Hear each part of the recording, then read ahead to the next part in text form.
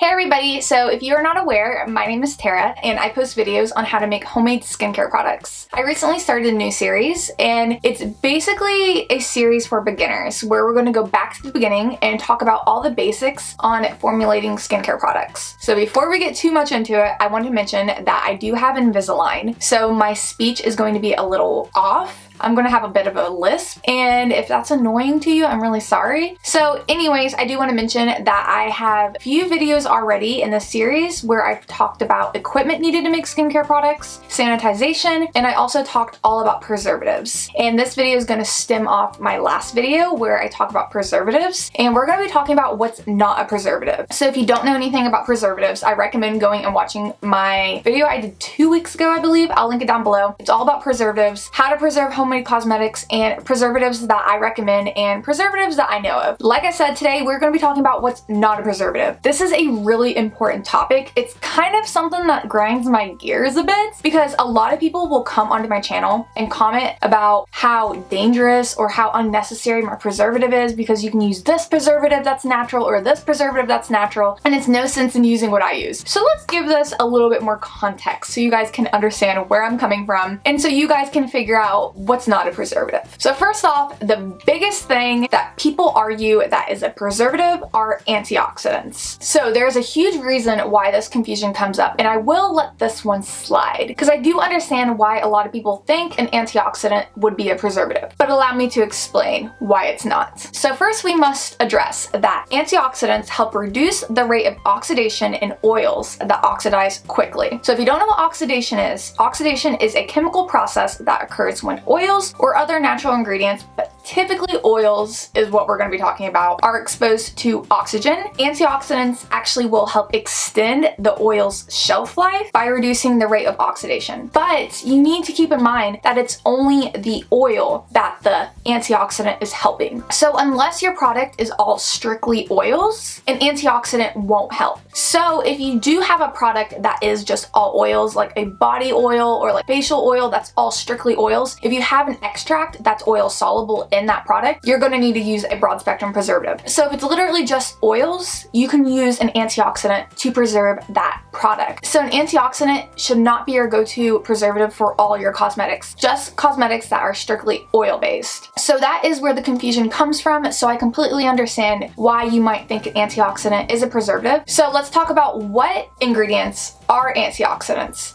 The most common one is vitamin E oil. I see this all the time. Even when I first started formulating, I seen that vitamin E was a preservative, so that's just what I started using. And then later on I came to find out, it's not a preservative. So vitamin E is what you need to look out for. If people say to use that as a preservative, don't unless the product is strictly oils. The next one is Rosemary Oil Extract. Apparently that is a really big antioxidant that people are using as a preservative. It's not. And the last antioxidant I see everywhere is grapeseed extract. So there are probably more antioxidants out there that people say are preservatives that really aren't. Those are just the three that I see all the time, so look out for those. If people are saying to use that in your DIY product, don't, unless it's all strictly oils, okay? The next one, I've been seeing a lot like the past few months, and I don't really know why people think it's a preservative. It's citric acid. I'm not really sure where the theory comes from as to how that preserves your product. I've been getting the comment a lot on my channel asking like, can I use citric acid to preserve it? No, you cannot. Citric acid is a pH balancer, which we'll talk about how to balance pHs in my next video in this series. But for now, just keep in mind, citric acid is not a preservative. The next one that is really common that I've seen from the beginning when I started formulating are essential oils. You cannot use essential oils to preserve cosmetics.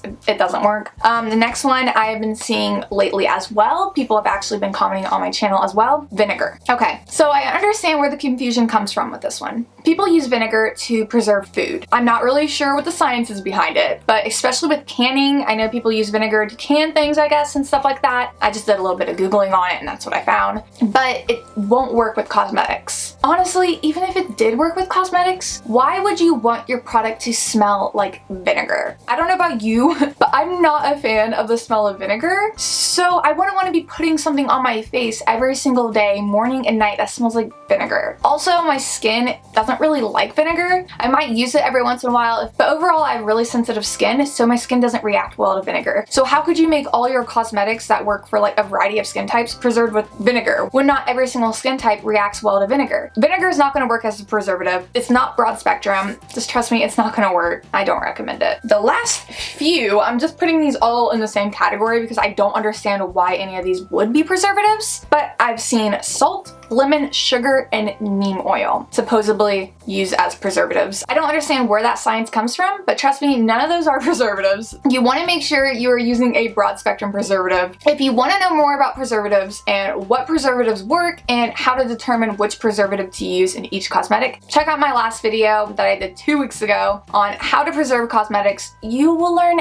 everything you need to know about preserving cosmetics. Just trust me, if you see anybody saying any of these are preservatives, they're not. I'm sure there's a lot more ingredients on the internet that are said to work as preservatives. Don't believe it. So you want to be sure you're using a broad spectrum preservative to protect you and your skin and anybody else who may be using your cosmetics. Because cosmetics can grow mold, bacteria, yeast, all that bad stuff super easily, and that can cause damage to your skin. So if you're worried about, you know, some kind of chemical in preservatives, I wouldn't worry about it, because that chemical is going to do a heck of a lot less to your skin than whatever that bacteria or yeast or fungus or mold is going to do. Keep your cosmetics clean and safe so you can use them, you know, more than just a week, because I don't know about you, but I don't want to be making my cosmetics every single week just so I don't have to use a preservative. I don't have time for that. You don't have time for that. Nobody has time for that, okay? Use a preservative. So anyways, that is everything I have for this video. I hope you guys understand, you know, what's not preservatives now. And also, I want to mention that my Patreon is launched. It is up, ready to go, ready for you patrons. Whoever wants to hop over there, check it out. I actually have a blog post that goes right along with this video, along with all my past videos for this series for beginners. I have blog posts for all those videos as well. And I also have downloadable attachments, so you can actually download the blog itself, print it out, maybe make like a little booklet with it, so you have a whole guide on how to make homemade cosmetics right there, so you don't have to log online every single time you want to make it or like rewatch one of my videos. You can just print out the video in blog form and refer back to it whenever you guys want. If you want to have access to that blog, it's $5 a month. You also will have early access to videos, so whenever I post a video early, you get to be the first one to watch it, and you'll also be able to support me in my channel so I can have more content for you guys, better content, and just higher quality content, because, you know, we all want higher quality. Also, speaking of high quality, I hope my lighting is better today. I invested in some really like bright light bulbs. I know my lighting is not the best. It's never been the best in the past, and I'm really starting to try to work on that. That's like the next thing I hope, you know, gets better here on my channel, so hopefully the lighting looks better. But anyways, hop on over to my Patreon. There's a few other things on there. It's not just a blog post. You can just go over there, read everything on the right hand side, see what I offer, and I'll have my Patreon link down below. If you guys don't want to support me, that's completely fine. As long as you're watching my videos, that's all I ask for. I just started this Patreon so I can have an extension of my channel so you guys can have more content from me. And I've actually been asked before for blog posts or like written recipes to go along with my videos. So I figured, why not add that on my Patreon and, like I said, have more content for you guys. So hop on over there if you guys want to see what I offer. And one more thing, as I mentioned in every single one of my videos, I do sell homemade skincare products. So if you don't want to support me through Patreon, you can support me through purchasing my skincare products. My Etsy will be linked up here for you guys. I'll also have it linked down below. And I actually have a sale going on right now. Everything is 15% off. Yeah, 15% off. So if you want to purchase anything, been wanting to try something, now's the perfect time. Sorry if my speech is kind of weird. Sorry if my teeth look weird. It's just something we're all gonna have to deal with for quite a while. I'm sorry.